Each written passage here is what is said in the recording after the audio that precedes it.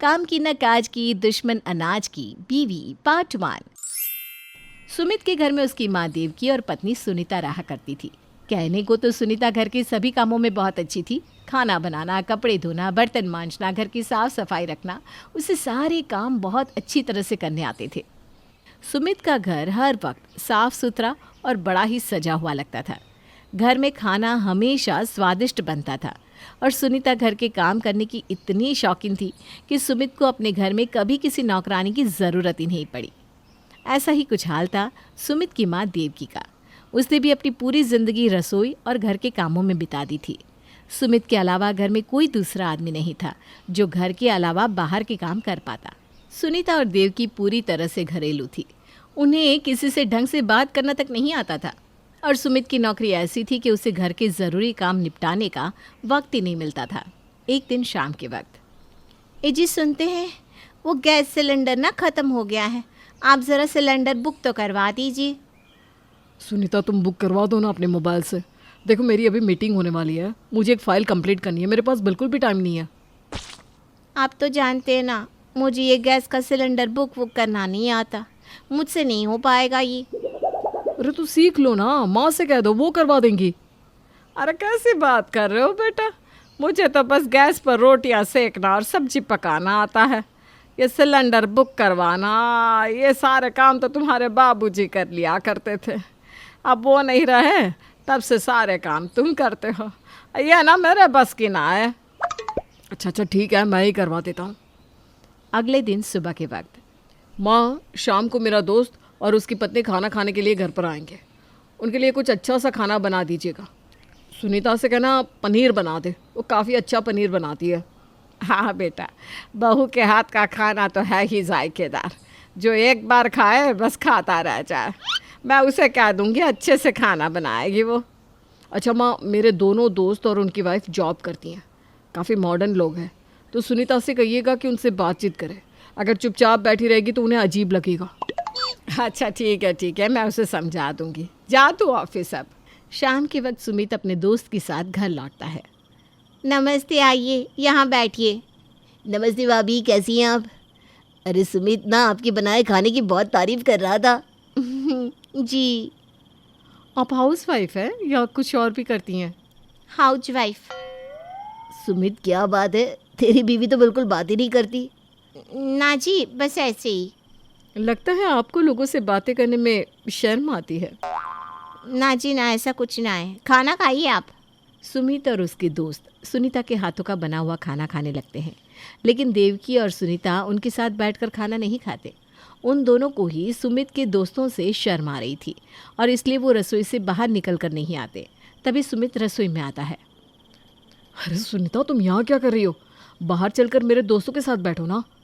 ना जी ना, मुझे उनके साथ शर्म आती है। मुझे उनसे बात भी करना नहीं आता। मैं बाहर आकर क्या करूँगी? माँ आप तो बाहर चलिए, मेरे दोस्त क्या सोचेंगे हमारी फैमिली के बारे में। अरे जो सोचते हैं सोचने दे, मेरी कोई उम्र है क्या तेरे दोस्तों से बात करने की? मुझे नहीं आना बाहर, तू जा अपने दोस्तों के पास। परेशान होकर सुमित बाहर आ जाता है। क्या बात है यार, तूने डिनर पर बुलाया है और तेरी फैमिली यहाँ पर है ही नहीं। भाभी को तो बुला ले, वो हमारे साथ खाना खा ले। अरे नहीं, वो क्या है ना, उसका फास्ट है तो इसलिए उसको आज खाना नहीं खाना। वो अंदर माँ के साथ काम करवाने में बिजी है। अच्छा ठीक है, कोई बात नहीं, हम समझ सकते हैं। कुछ देर के बाद सुमित और उसके दोस्त चले जाते हैं, लेकिन सुमित को अपनी पत्नी का ये शर्मिलापन बिल्कुल भी अच्छा नहीं लगता। अगले दिन जब सुमित ऑफिस चला जाता है तो अचानक से उसके पास सुनीता का कॉल आता है। क्या हुआ सुनीता, जल्दी से बोलो, मैं एक ज़रूरी मीटिंग में हूँ, कुछ अर्जेंट है?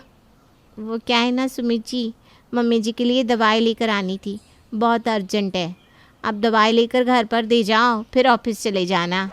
कैसी बात करती हो सुनीता, मैं ऑफिस से सिर्फ माँ की दवाई देने के लिए घर आऊँ? अरे घर के पास मेडिकल स्टोर है, तुम जाकर ले आओ ना। लेकिन मैं मेडिकल स्टोर वाले से क्या कहूँगी जी? अरे इसमें क्या ना क्या है, दवाई का नाम बता देना, उससे दवाई ले लेना, ये कोई बहुत बड़ा काम नहीं है। ना जी ना, मुझे ये सब नहीं आता। मैंने आज तक कभी किसी स्टोर से दवाई नहीं खरीदी और मम्मी जी की दवाई बहुत ही अर्जेंट है।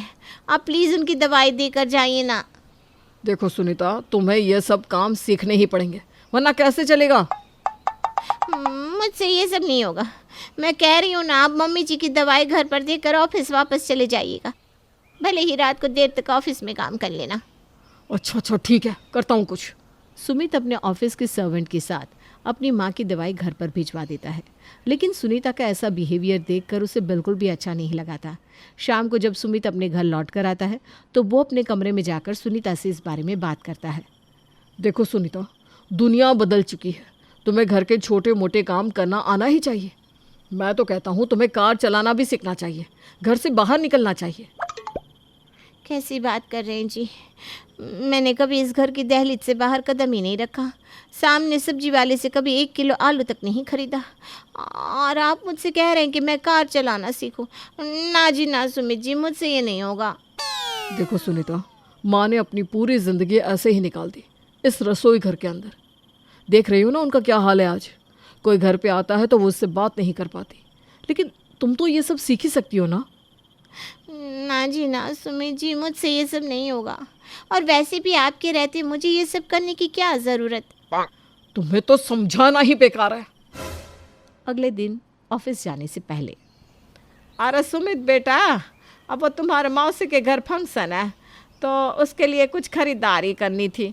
अगर तुम साथ में चलते तो अच्छा रहता। मम्मी, आप औरतों की शॉपिंग आप और सुनीता मिलकर कर लीजिए ना, इसमें मेरी क्या ज़रूरत है। और आप जानती है ना मेरे पास बिल्कुल भी वक्त नहीं है। अरे पर बेटा, हम बाज़ार जाएंगे कैसे? हम तो कभी अकेले बाज़ार गए ही नहीं। मम्मी, आप सुनीता को लेकर बाज़ार चली जाइए, कोशिश तो करिए। एक बार जाएंगी तो फिर कोई प्रॉब्लम नहीं होगी। अच्छा ठीक है बेटा, लेकिन ये तो बता यहाँ से बाज़ार तक जाना कैसे है? कुछ नहीं करना माँ, सामने रोड से ऑटो मिल जाएगा, ऑटो में बैठना, ऑटो वाले जितने भी पैसे मांगे उसे देना और वो आपको सीधा कपड़े वाले की शॉप पर छोड़ देगा। लेकिन सुमित जी, एक बहुत बड़ी परेशानी है। घर में कैश नहीं है, हम सामान कैसे खरीदेंगे? कोई बात नहीं है, मैं तुम्हें अपना कार्ड दे देता हूँ, तुम एटीएम से पैसे निकाल लेना। लेकिन मुझे तो एटीएम से पैसे निकालने भी नहीं आते। आप चलिए ना साथ में। क्या सुमित अपनी पत्नी को सिखा पाएगा घर से बाहर निकलना और घर के बाहर के काम करना, या फिर उसकी पत्नी बनकर रह जाएगी काम की न काज की, दुश्मन अनाज की? जानने के लिए देखिएगा इस कहानी का अगला भाग।